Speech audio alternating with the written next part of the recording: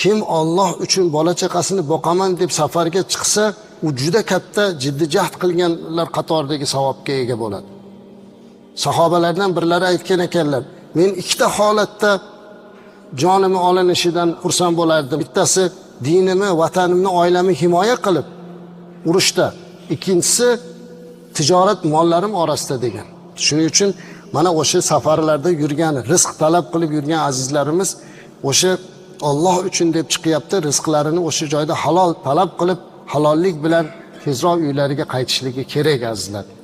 O'sha joyda yurganlarning haqqiga bu yerda duo qilib turish kerak. Musofirning duosi mustajab. Ular yurtini haqqiga duo qilsin. Musofirni nonini yeyishlik uchun temirdan tish kerak deb qo'yadi xalqimiz. Oson emas boshqa joyda yurishlik.